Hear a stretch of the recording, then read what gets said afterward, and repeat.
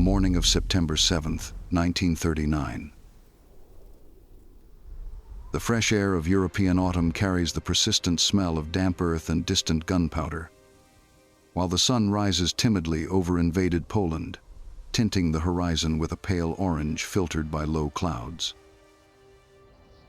In improvised trenches near Lodz, a bustling industrial region now turned into a battlefield.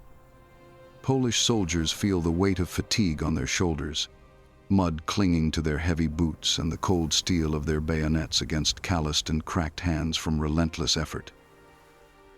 The ground vibrates with the deep rumble of approaching German tanks, like a constant tremor that makes loose stones jump, and the air echoes with whispered orders in Polish, mixed with the sound of racing hearts and panting breaths. Civilians in nearby villages wake with stomachs knotted by constant fear, hearing the intermittent hum of planes in the cloudy sky, feeling the bitter taste of bile in their throats as they wonder how much time remains before the fire hits them directly, destroying homes and families. The war, now in its 7th day, reveals dark plans that go beyond conventional battles, touching the core of humanity with a calculated cruelty that spreads like poison in the veins of a besieged nation. In Berlin, the head of the SS, Reinhard Heydrich, gathers commanders of Theodor Eicke's special forces in a cold, dimly lit room, where the smell of cigarettes and polished leather hangs in the dense air. His cold and precise voice cuts through the silence like a sharp blade, announcing that the Polish ruling class must be neutralized, eliminated without mercy or hesitation, as much as possible. The lower classes, whatever remains of them after the chaos, will have no right to special measures, but must be subjugated in one way or another, crushed under the weight of relentless occupation. The men nod in silence, feeling the weight of this order like a tight chain around their necks, knowing it means the start of a systematic campaign of terror that will spare no innocents. Not far away, on Hitler's special train, the America, snaking along the tracks with a rhythmic and constant sway, Eicke coordinates these units directly from the mobile headquarters installed in the luxurious cars. The air inside the train is heavy with the smell of strong coffee, freshly printed papers, and the subtle sweat of tension among the officers.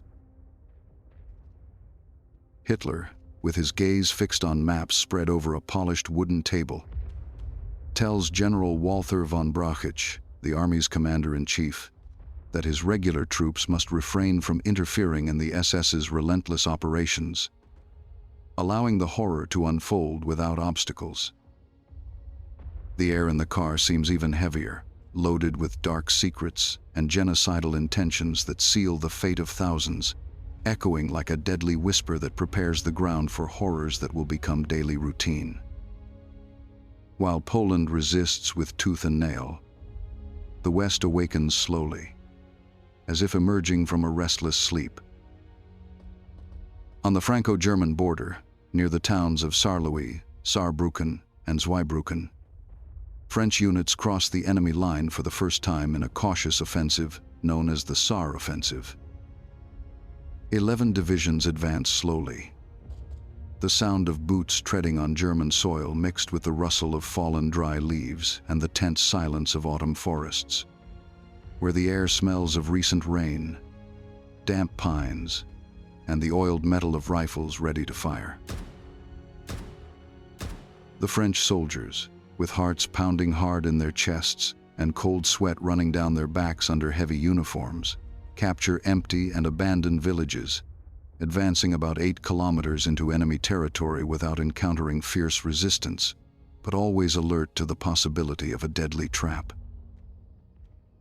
There are no serious combats, just nervous patrols and the distant echo of artillery, as if the war hesitates to explode fully there, on the Western Front that remains strangely quiet, a deceptive calm that contrasts with the hell in Poland.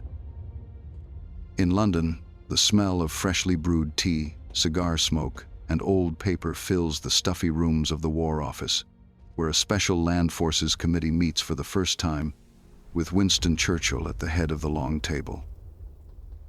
His grave and resolute voice echoes off the polished wood walls, proposing the creation of 20 divisions by March 1940, arguing that Britain must take its place on the front lines if it wants to keep the alliance cohesive and win this war that promises to be long and brutal.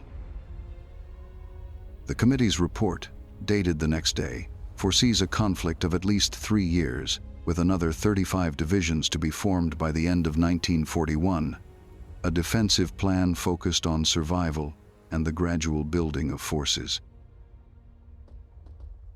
It is a calculated effort, where the air vibrates with intense discussions and the clink of teacups, reflecting Britain's determination not to yield, but also the reality that immediate aid to Poland is limited. On the same day, the first British merchant convoys are inaugurated, departing in 2 escorted routes by destroyers, one from the Thames estuary and the English Channel, the other from Liverpool, heading to the vast Atlantic. The sailors feel the salt of the sea in the air, mixed with the smell of diesel oil and palpable tension, as the ships cut through the gray waves, protecting vital supplies against the invisible threat of German submarines lurking in the cold depths. Back in Poland, near Lodz, Polish troops launch a desperate effort to contain the relentless German advance. Walther von Reichenau's armored corps crosses the Warta River, with its left wing positioned behind Lodz and the right in Kielce, the roar of diesel engines filling the air with a deafening noise that makes the ground shake like a constant earthquake. Warsaw's defenders retreat to a 48-kilometer line parallel to the Vistula River, between Plonsk and Pultusk, northwest and northeast of the capital respectively, feeling the heat of nearby explosions and the acrid smell of smoke from burned vehicles. The Polish right wing is pushed from Ciechanów, about 40 kilometers northwest of Pultusk, pivoting on Plonsk under intense fire. But the Poles recapture Pultusk amid fierce gunfire, capturing German tanks after flanking the enemy. In Pabianice, in the afternoon, SS soldiers record a fierce Polish counterattack, bursting over the bodies of fallen comrades, not with heads down like facing a torrential rain, but raised like swimmers cutting agitated waves. The air vibrates with shouts of determination and fury, the smell of salty sweat, fresh gunpowder, and blood mixing with the dust raised by marching feet, as they advance without hesitation, feeling the unstable ground under their boots and the weight of the nation on their backs. It is a moment of raw and desperate bravery, where fear gives way to unyielding resolve, but the German encirclement tightens ever more, trapping entire divisions in the Poznan sector, where the heavy air foreshadows a bloody battle along the Bzura River. Behind the lines, atrocities begin to multiply, with German forces, both SS and regular Wehrmacht, executing Polish civilians in villages like Blony, Zlokshu, and others, where the metallic smell of blood mixes with that of burned houses, and screams echo across the autumn fields. Polish women and girls face unspeakable horrors, forced into a reality of violence that leaves deep marks on the collective soul. Inside Germany, those who oppose Nazi excesses feel the grip of tyranny, with the threat of concentration camps hanging like a shadow, dissuading public criticism, though dangerous escapes are still attempted by some courageous ones. The 7th day of the war exposes the dark and inexorable gears of the conflict. Plans for extermination and subjugation in Poland, hesitations and defensive preparations in the West, heroic and desperate resistance on the front line. Soldiers feel deep fatigue in their bones, the chill of uncertainty in their guts. Civilians, the terror of imminent loss, the salty taste of undropped tears. What does tomorrow hold?